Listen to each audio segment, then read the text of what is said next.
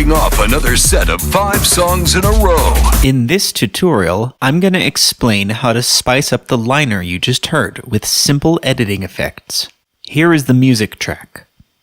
The vocal track is here. In the previous video, I explained how to make the vocals stand out in the mix. In this video, I'm showing you how to make the liner more appealing to the listener. Let's start by adding 4 new audio tracks to the session. We're kicking off another set.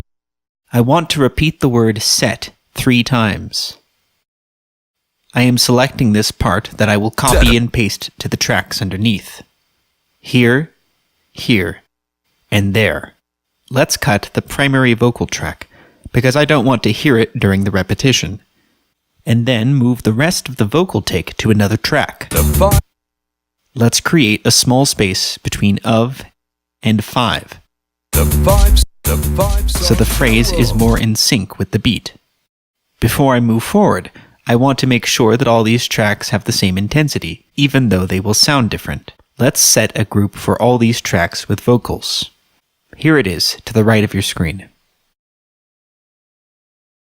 Now I am going to cut all the plugins from the main vocal track and paste them to the vocal group. This is the only way to make sure that every track has the same intensity. I am playing the beginning of the liner. We're kicking off another set. I'm going to adjust the last repetition here. The 5 songs in a row. It's better when a repetition sounds different than the original recording. I'm going to filter out the high and low ends on the repetition with a 3-band EQ. We're kicking off another set. And then copy and paste this EQ to the 2 tracks below. And I'm going to pan audio 4 all the way to the left, and audio 5 all the way to the right. Another set. The 5 songs.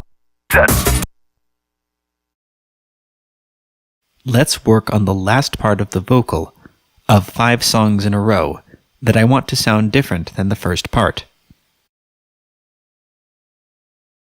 I'm bringing in a simple delay. Let's set a short delay time on channel left. The 5 songs in a row. And another very short delay time on channel right. We are almost done. I want the vocals to blend well with the background music, but remain in the forefront. We're kicking off another set. The 5 songs in a row. I'm bringing in a reverb to an effect track, and I'm going to send the signal from the vocal track only to this effect track. We're kicking off another set. The 5 songs in a row. Finally, we need to add an outro to this liner.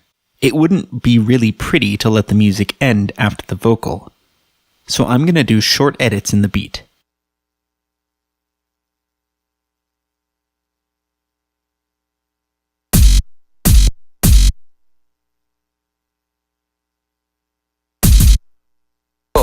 So it ends like this.